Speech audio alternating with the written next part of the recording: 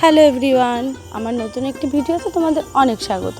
তো চলো আজকে আমি বানাবো চিকেন গেজার্ড।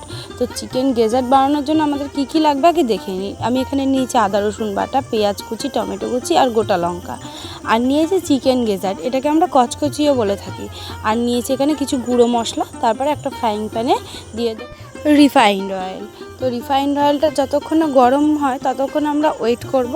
এখানে গরম হয়ে যাওয়ার পর ডুমো করে কুচোনো আলুগুলোকে একটু সামান্য লাল লাল করে ভেজে নেব। আর এখানে দিয়ে দেবো নুন আর দিয়ে দেবো অল্প পরিমাণে হলুদ। ব্যাস, সব কিছুকে এবার ভালোভাবে ভাজা ভাজা করে নেব।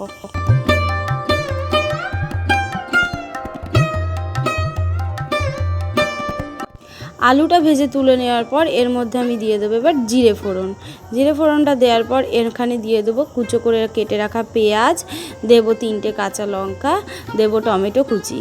ব্যাস, সব কিছু যাতে ভালোভাবে একটু গলে যায় তার জন্য এখানে অল্প পরিমাণে লবণ অ্যাড করে দিয়েছি।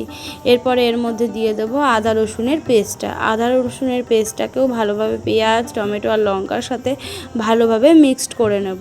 এখানে মিক্স করে নেওয়ার পর এর মধ্যে এবার ওই যে গুঁড়ো মশলাগুলো রেখেছিলাম সেই গুঁড়ো মশলাগুলোকে সব একসাথে দিয়ে দেবো।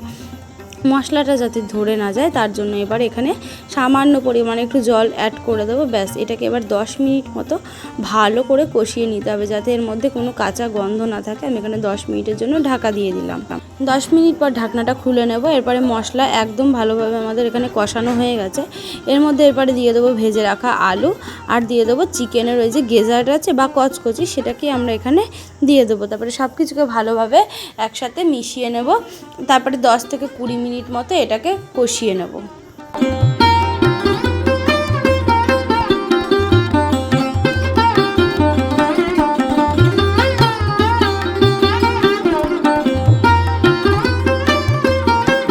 আমি অল্প পরিমাণে জল দিয়ে নিয়েছি। এরপরে এটা 10 থেকে 15 মিনিটের জন্য আবারও ঢাকা চাপা দিয়ে রান্না করে নেব।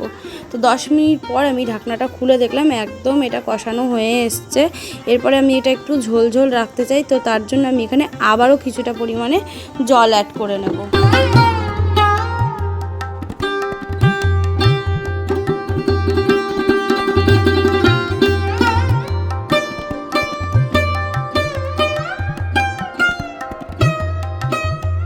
জল দেওয়ার পর আমি এখানে 5 মিনিট মতো ঢেকে রেখেছিলাম। আমাদের চিকেন গেজার্ড কারি একদম তৈরি হয়ে গেছে। এরপরে নামানোর আগে একটু গরম মশলা দিয়ে দিয়েছি।